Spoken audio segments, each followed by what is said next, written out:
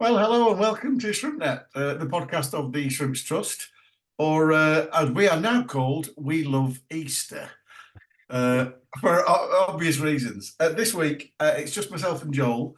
The players have had a busy day today, Thursday, when we record, because it's been open forum and they've had hundreds of kids around and signing loads of autographs and doing all media work. So they wanted a rest tonight, which we thought was a nice thing to do.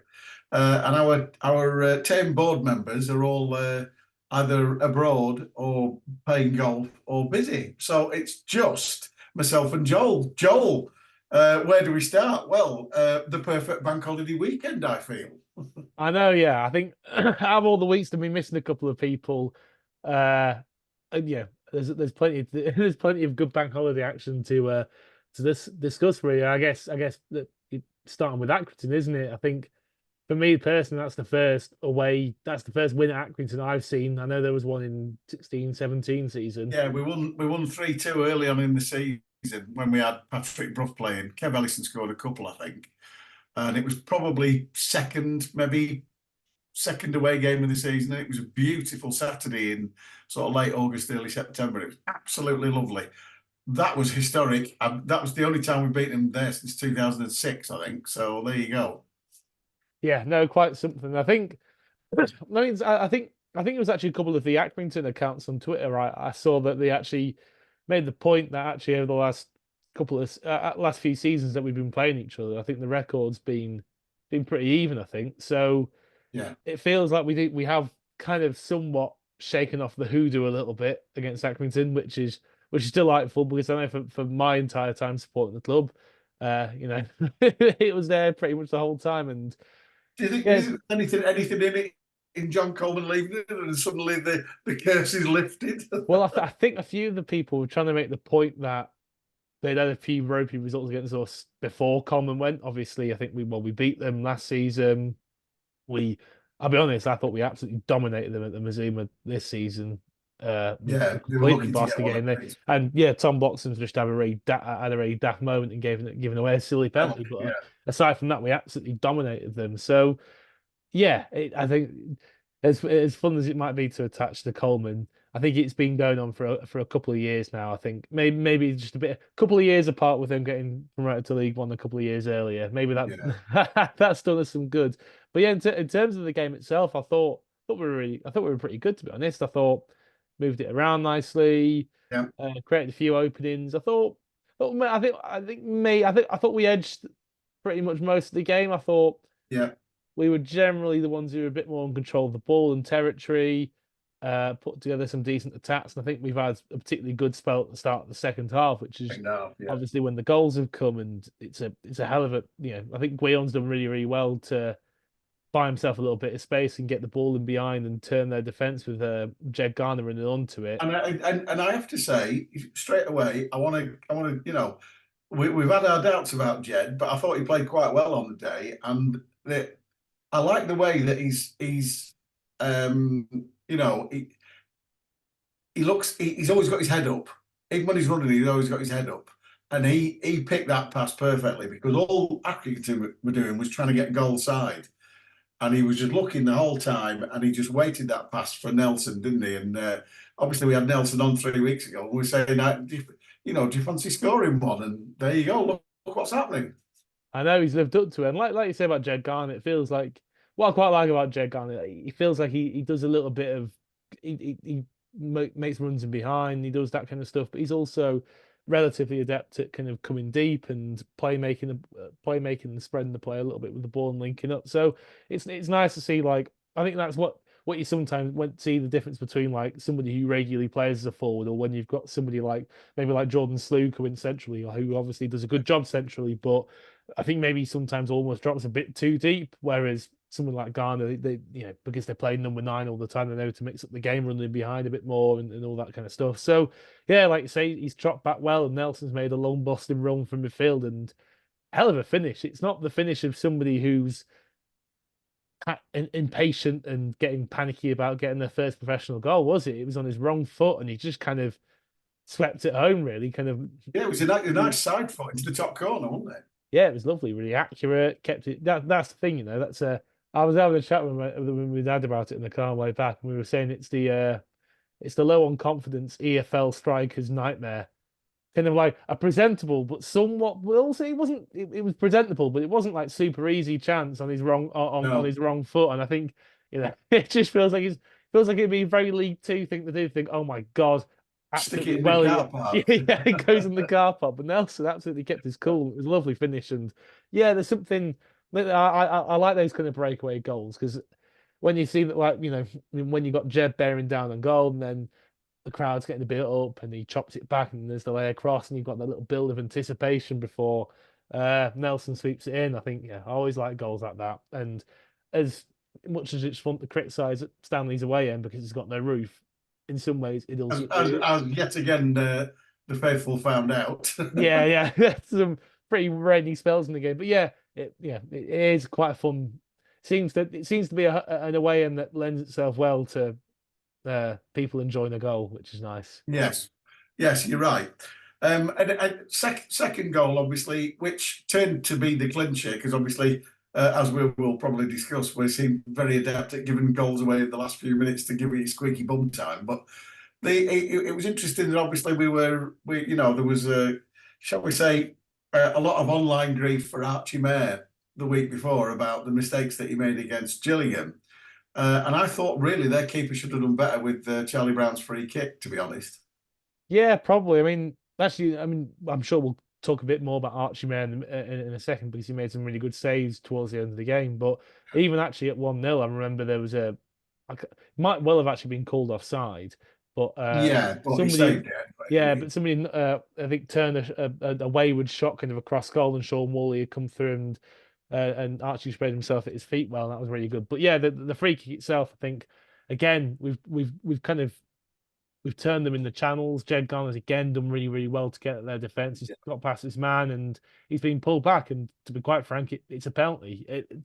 I think somebody posted, I think it was Morecambe FC posted, FC Feed posted the kind of screenshot of the rules on Twitter. And I was thinking at the time, if it's a kind of shirt pulling thing, it carries on to the area, then you give a penalty, and that knows what the rules are. And it felt like the ref did bottle it a little bit with that, but at the end of the day, to be honest, with our he? record of penalties over the year, I think I'd actually Yeah, take a exactly. free kick in that position over the penalty. So, Yeah, cheers, ref, yeah, I'll and take then it. so it proved. And it was interesting because obviously everybody was on the phones looking at it and it was saying Stokes. And I was like, Stokes was nowhere near it. He was about a yard and a half off it, and he was right in front of the keeper, but he was nowhere getting a touch. So, but it must have looked like it from the main stand because all the reports it came through on my phone was Stokes, and I was like, nah, it's Yeah, keeper error. But there you go. and I think, I mean, to be fair, first off, you got to say fair play to Charlie Brown for just spotting that little bit of a gap and Yeah, going for it, and also hitting it with accuracy, but also power because, yeah, he I did hit mean, it hard. Yeah, yeah, exactly, and that the keeper doesn't make that. Yeah, it's a bit of an error from the keeper, but he doesn't make that error if it's not hit with a bit of venom. So, and I think what probably has played a part is I know it's been given to Brown and Stokes. Chris Stokes might say that he got a little bit of a touch on it. Who knows? But at the end of the day, I think part of it is he's dragging a couple of defenders across. He's dangling his leg at it. He's just given that second of doubt in the keeper's mind, and yeah, that's probably what's contributed to the error as well. And you know, just to skip ahead a little bit to Barrow's to the first goal against Barrow. Again, that's Chris Stokes coming across the near post, causing a bit of a yeah, ruckus. Again, he's not the one who's turned it home, but he's caused a bit of a ruckus. I think they've headed it against his back, but that's because he's getting in there and causing a bit of a scene, and it's presented a bit of a scoring opportunity. So yeah, while there is a bit of questionable keeping, we've done well to get the free kick in that area. It's in a spell of pressure, and we've done some good things to kind of force it home. And yeah, I thought even for a period of time after that, we were pretty much in control. But then obviously we kind of I come to the agree. last, and then we kind of come to the last 10 minutes and stoppage time, and I think it becomes apparent that we're a team that have lost 4 games on the bounce because it did get a bit panicky, didn't it?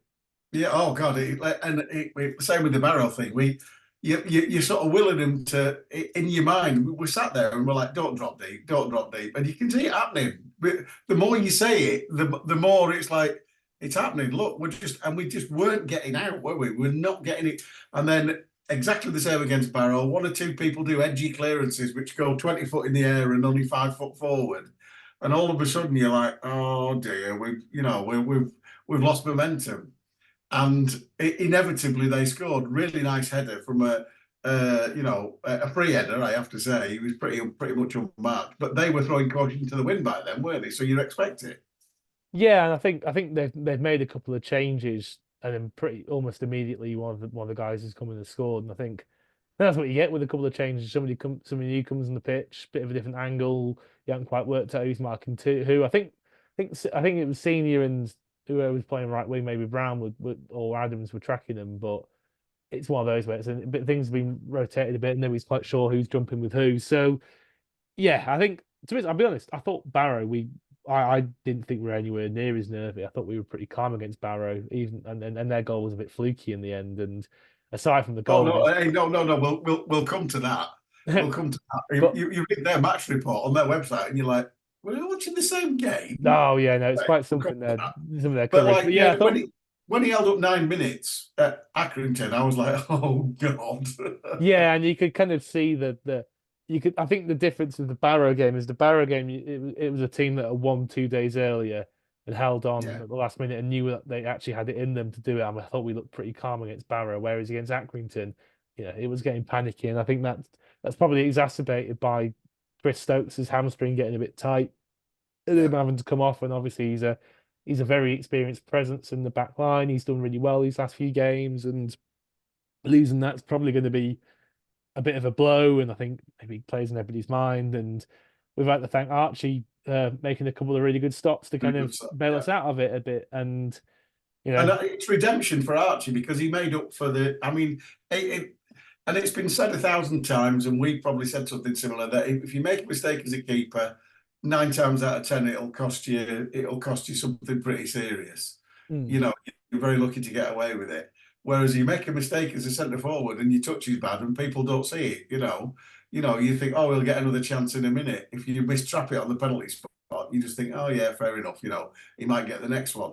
It's not the same for keepers, is it? So I was chuffed for Archie because he had a brilliant game at Hackney, didn't he? yeah, he did, and it was all getting a bit hairy, and there were some nasty balls flashed across the box. There were people kind of getting free, people diving in, and think spaces were opening up, and he's made a really good save from Sean Wally, and yeah, he's done fantastically well, and got a broken nose for his trouble. And yeah, it's good to see him being in the situation he was after Gilliam and then bouncing back, because at the end of the day, the life of a keeper, you're going to have those kind of crap days where things go wrong. You look at, I think it's something that I always thought Barry Roach was actually particularly good at. He'd have, as you do as a keeper, he'd drop a bit of a clanger in one match, and next game straight back, not be absolutely fine. And he was Yeah. particularly good at moving on from those moments. So yeah, it's good to see that Archie's kind of picking up that trait as well. And yeah, I thought the last 10 minutes were very hairy. I can't lie, and Accrington will probably consider themselves a bit unfortunate not to get an equaliser in the end. But I think if you look on the balance of the whole 90 minutes, we were deserved Well, winners. I thought we controlled most of the game pretty well. again, and it was the same, not dissimilar in the Barrow game, in the fact that they probably had opportunities, but picked the wrong pass, overhit, underhit, or sliced. And the real big chance for Accrington, the guy was in the box and he had two to his left, who if he'd just squared it even 3 or 4 yards, they had a clear shot. And he decided to take it and hit it with the outside of his left foot, and it skewed wide. And both his mates were like, "No, what are you doing?" And you can just see the Clayton then just putting their hands in their hands, going, "That was it. That was the chance." And we managed to hold on, but it was a long time coming, that win, wasn't it? Like you say, there was the Jim Bentley, Kev Ellison 3-2 win there, but it's almost I think it's about 18 years other than that. So it's a long time coming, isn't it? Yeah, and it was it's kind of what you want to start off the Easter weekend, isn't it? A nice good win away at Accrington, bit more optimism about the playoffs, and giving a bit of hope heading into Barrow on Monday, which And is it was another funny. good game. It was a strange. It was a strange game, the Barrow one, because I read out as I go. I'll point out, obviously, read their website, and they were like, Barrow were unfortunate. That's the opening gambit. Barrow were unfortunate, and I was like, I don't think they were unfortunate. I think first of all, we started really, really well. we had David Chutonda on sort of like 2 weeks back, and we talked to him about goal scoring, and all of a sudden it wasn't quite the same as his Doncaster one. The Doncaster one was like probably goal of the season for a team goal. But mystery backheel, I want to ask him about that. That was a good finish, wasn't it? I know, yeah. Maybe the curse of the pod and making players injured. Maybe it's kind of reversing. Maybe we're kind of cashing in now and helping people out. But no, yeah, it was. I think it's a set piece goal, but you got to look at the move leading up to the set piece. We've got on. I think Joel Senior's done really, really well to win the ball in his own half, popped it down the line, and we've got Joe Adams running in behind, running in down the wing, putting a good cross in, and Charlie Brown's almost on the end of it, and they've had to clear it. So I thought we did well to start the game and put a bit of pressure on. I think you can't really deny too much that uh, they are somewhat the kind of their errors from Barrow. I think that's probably what their angle will be for it being unfortunate. But at the end of the day, their errors that have come about because we've Yeah, kind of put the pressure on early and yeah. obviously, again, I think I mentioned before, Chris Stokes popping in the front post, getting in amongst them. They fluke their header away because Stokes is in the way, He's just and annoyingly always in the way, Chris, isn't he? pretty much, yeah, and kind of making people doubt where, annoyingly for the DBS goal panel, whatever they're called, Yeah. making their lives hard as well. But no, and then Dave's done really, really well just to react and kind of swivel and get and turn the ball home. And a few minutes later, again, we've put the pressure on and Guillon's done really well to spot a crap touch, basically, and the There top. was no catching him then, was there? There was Yeah, no and there's catch. no caption, and it's not always you what when you're watching League Two football and you see a player go through 1-on-1 a lot of the time, you kind of go, oh my God. But Guillon's, a player of his Never quality. in doubt. I felt Never in doubt. it's possibly one of the most comfortable I've ever felt watching Yeah. a Morecambe player go through and goal. And unsurprisingly, he pretty comfortably sat the guy on his sat Farm and the keeper on his backside and put it away. And then I thought we were pretty comfortable from there, to be honest. I think I thought from about 15 minutes on till about half past, they exerted a little bit more. They got a bit more composure. They looked rattled for the first 15. But then from half an hour to half time, I thought we reasserted ourselves and created a couple of decent half chances. And similarly, the second half, I know they changed things, and they went from a back three to a back four, and they changed their style. They went a bit longer. They brought the man mounted on, and it was like, yeah, okay, I can see your logic there, but they were causing us plenty of problems and getting plenty of crosses in. The problem was the standard of the crossing was absolutely bloody awful, and the final ball was terrible all day. But that's because we were tight. We weren't giving them the time. As soon as they beat somebody, somebody else was at them. So we weren't giving them time to look up and make that decent pass. So it's partly us defending well and partly them being a bit panicked at 2-0 down because they had to chase the game, do you think? Yeah, and I think ultimately, I think particularly in the first half, we punctuated. We had good defensive spells where we were happy sitting back, and I think, like you say, when you're happy sitting back, you've got that extra man back, and you're kind of prepared and you're tight and you're ready to spring out if in case somebody a man gets beaten. And Barrow probably want to call themselves unlucky that they were dominating us and we were just doggedly defending. But it wasn't really that. I thought it was just that we were just taking, in the natural momentum of the game, we were very set and happy at 2-0 up to just say, yeah, you Yeah. knock the ball around a What bit have and you got? we'll just have an extra man back and try and break on you. And Yeah. yeah, that's not really unfortunate on Barrow's point. That's just good defensive play from ourselves. But I thought what we did do well is we kind of punctuated it with little spells of possession ourselves. I think Yeah. that's sometimes something we haven't always done maybe early in the season is, it's all well and good taking that pressure and being comfortable taking that pressure, but you do need to give your defense a bit of a break sometimes. I thought we did that Yeah. quite nicely. Sometimes we just had little spells where we're moving it around the defense, moving it through midfield, and yeah, it might not necessarily bring about a chance, but it just gives the defense a few minutes and a few minutes where they're not having to face a few crosses and stuff. I Yeah. thought we did well there. And then kind of going into the second half again, I thought they didn't really offer much. The main difference I'm looking at this with compared to Accrington is that I felt like Archie had a really good game against Accrington, had a lot to do and did it well. Can't remember Archie making a proper save in anger. Apart from a couple of No. skidders along the floor, he's kind of beaten away with his Yeah, feet. But exactly. Yeah, they're not that they're not particularly difficult saves. He's done well to turn no. them away, obviously, but like they're not really that difficult saves. So yeah, they've not really troubled Archie properly, and for all their pressure, I don't think they can really count themselves as being unfortunate because it was pressure that we were comfortable taking, and I think it many times we were choosing to take. And then moving on to their subs, I'll be honest, I thought they were crap. Their subs, I thought the joy that they were getting was from Tell me what having you those. really think.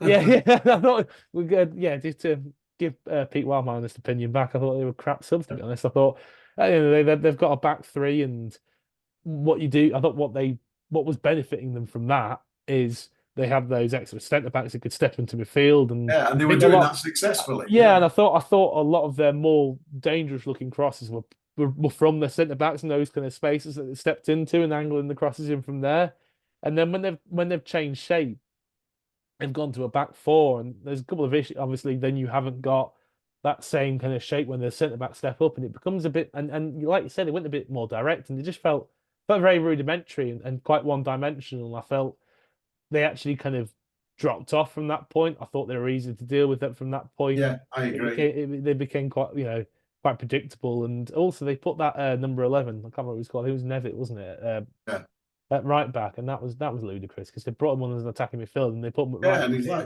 yeah, slew. And I was like, "What are you doing?" Just like it just um, and then obviously but some you that know, so when Jordan Slew had that sort of 25-yarder after his run that was like took a layer of suntan cream off the post, and then we had that sort of like 5 corner spell where they couldn't clear it and it just kept going, and that ended with the back post corner and Jacob Beddoe getting it stuck between his knees when there was an open goal at the back post, and it got stuck between his knees and then went out for a goal kick, and it was like, and he was like, how have I missed that? And it was literally, if he could have got his left knee on it, he could have knocked it in the net from an angle. But it sort of hit his right knee and then his left knee and then went, I was like, oh, nightmare. yeah, 'cause So, I think it was. I think what was it? I think it was like Far. I think Farman was jumping out of him. I can't remember him yeah, getting a couple of chances. Yeah, that's the thing. Farman's jumping out at him. He's coming around the back of the defender and all that, and it was a bit of an untidy one, hard to get himself. But yeah, like you say, we had a couple of really good chances, and there's one before that as well. I think as well where Kumbeni's uh jumped and taken it off Jacob's head and kind of sent it wide, and yeah, that's I right. think And Jacob if was he'd left it, it was just a simple straight header. that's So, the yeah, and I think. But I've got to say, actually, Charlie Brown's corners, wow, they were yeah. really, really good. Well, strangely, now I'm going to say this: I thought we'd missed Jed, but we didn't miss Jed because I thought Charlie had a brilliant game at centre forward. Now, bearing in mind, he was running on empty with 10 minutes to go, and quite rightly so because he put a bloody shift in. But I thought Charlie Brown was fantastic. I really did. And Yeah, also, what I thought was quite funny was that um, all the corners we had on our left hand side, their right hand side, the referee kept saying to Jake Taylor, "Go and take the corner," and Jake Taylor was doing that. Yes, I'm running to take the corner while going slower than actually walking. And I was like, every time he was making me laugh, I was like, "Look at him! He's not even. He'd be better off. He'd be better off on his hands and knees. He could go faster." But the ref was like, "Come on, take the corner." It was funny. But no, I mean, looking at their goal, again, read the Barrow match report. Oh, good finish by Whitehead. Hey, it hit him. He knew nothing about it. he already said that. I can't believe that's Yeah, shocking. yeah. Clean Why do finish they? by Whitehead. It hit him, for God's sake. It's a bit 1984 propaganda, really, isn't it? Yeah, very much so.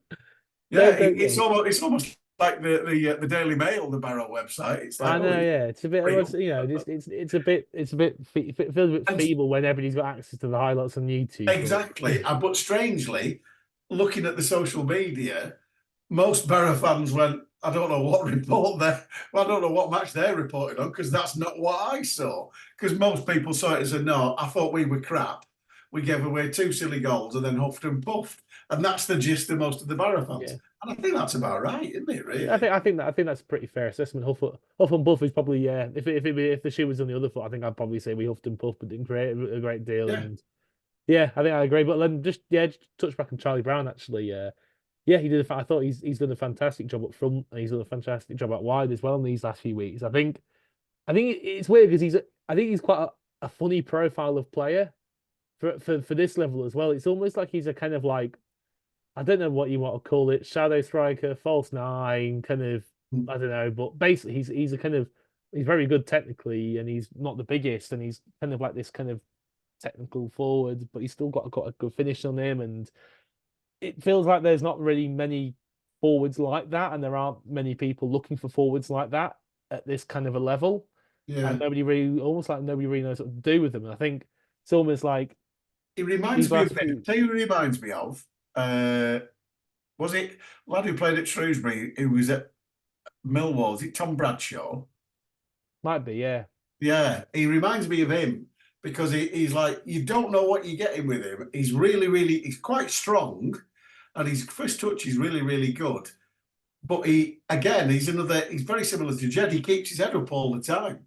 He's always and looking to bring people in. And he's a clever little player, is Charlie. And I know he didn't really get much chance under Derek, but Jed's giving him a go. And I'm chuffed to bits he signed another contract. He's a keeper, definitely, isn't he? yeah, yeah, and I think it's nice to see him bedding into a role out wide, because I think Yeah. in the wherever his career takes him, I think there are probably going to be a lot of managers who will probably say, not quite feeling you at centre forward, you're a bit too small for me, so I want to keep you out. I'm going to put you out wide, and the fact that he's been able to adapt and do so well in that role is credit to him, and I think it will serve it will serve him well in the future, won't it? And but then again, he's gone back central and he's done a fantastic job centrally. I thought he's done really really well. He's made Yeah. some good runs in behind. He's come deep. He's linked play nicely. He's done a lot of good stuff. And I know he hadn't had any kind of good presentable chances to come up, but he's a cracking finisher. So Yeah, he it's is, good to yeah. see that. And I think just talking of a couple of other stellar performers over the Easter weekend. Jesus, Jake Taylor, like it's so Oh, good to have him fantastic. back at the pace of midfield. Exactly. And everybody in the Halo Terrace that I stand with was saying the same thing. He played the quarterback role against Barrow so brilliantly because he's got such a head on his shoulders. And there were about three times when we were under pressure in the last 15 minutes, and Guion got the ball just inside our own half a couple of times, and you could see the head on his shoulders was like, I've got the ball, I can hear somebody be behind me, I'm going to stop. Clap, free kick. And Jake did it absolutely brilliantly from one of their corners. Somebody cleared it out and it came back in. Jake intercepted it and he could hear somebody coming and he just turned and deliberately ran into him. And it was a free kick, but it was brilliant because it just took the edge off them because they were just building a head of steam. But the Yeah, amount of times he took it off, the back four and just turned 360, 180, turn 180 and change the focus. Give it Joel Senior. We're out on the left. Give it Joel Senior. He does make such a difference to Jake. If he could stay fit, he wouldn't be playing for us, would he? yeah, I think you summed it up nicely there. I think he's such an exceptional player, and it's funny because Derek, the way Derek was playing him, it was as a kind of number 10 a lot of the time, and Yeah, well, when we were in League One, I know he played him a bit deeper a couple of times earlier this season, but didn't really use him a great deal here. And it really feels like, yeah, he's a gifted footballer, and he'll do a sound enough job for you at number 10. But it feels like you really get the best out of him deeper. And like you say, the way he can change the angles of play, he'll switch the ball a bit. He'll pick a pass between the lines and get the ball moving forwards. He can handle the ball in deep positions under pressure. I like to say buys a free kick incredibly well, but I'm also quite pleasantly surprised with how good he is defensively, to be honest, because I yeah, think he is. He when actually looks like he quite likes that side of it. yeah, he's gotten stuck in with a few things, and obviously look, he's not going to be the physical and aerially dominant force of nature that is Jan Songo, but he gets stuck in. He's good at poaching the ball off people and making tackle. He's made a few die-hard last ditch tackles in his own Yeah. box and stuff as well. So it's not like he's shirking that. It's not like he's some kind of like fancy ball player who just shirks all defensive No. responsibility and leaves us a bit shy there. He's very able at that as well. So yeah, it's good to see. And hopefully we can keep him fit, because I think over the last three games when we've had him back in the side, I think we've looked a lot stronger. And that includes against Gillingham as well, where Yeah. we were very unfortunate to lose that game. And yeah, I think we were playing really well. I think a lot of that's got to do with having Jake back in the side.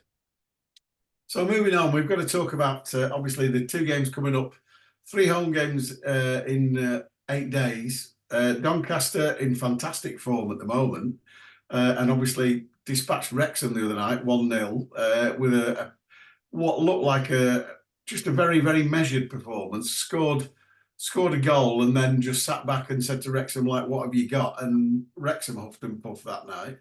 And Dolly looked well organised, very well organised. So it's not going to be easy on Saturday. No, and I think they've had a couple of good chances on the break and set pieces at the other end as well, Yeah. and probably could easily have put the game to bed. So, I think they're pretty much. I think they're probably the the form team in the division, and they're putting together some really good results. It's almost like they've struggled this season, but fair play to them. I think they've stuck with the manager, and it's a good manager for this level they've got in Grant McCann. And when they were languishing a bit earlier in the season, I think some boards might have been like, we should be higher up the league. Let's pull the trigger, find McCann, whatever. But they've stuck with him, and it's turning around now. And obviously, with the pressure off a little bit towards the end of the season, a bit more time to get his message across. They Yeah. seem to be doing really well. And look, they're not going to go anywhere this season, so I think they'll probably be wanting to watch next season as well. But yeah, they're definitely going to be a big threat. They've got some good players there. I can't remember his name. It's the lad who I think he's playing the left wing at the moment. He scored that amazing solo goal the other week.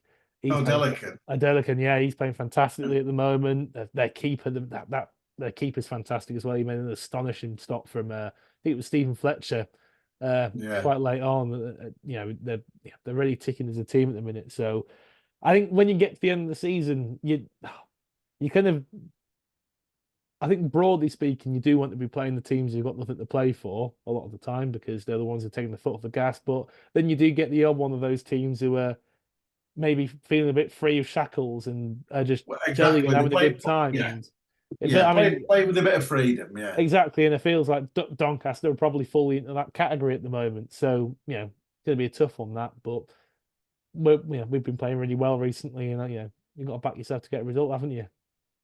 And Crew Tuesday night. We've been saying it every week that yes, Stockport are slightly starting to turn round their form and scraping a couple of wins, but Mansfield, Wrexham, Crew, Barrow, they're all like, "Oh no, we don't know. We're not bothered about going up, really. No, hey, no, not bothered."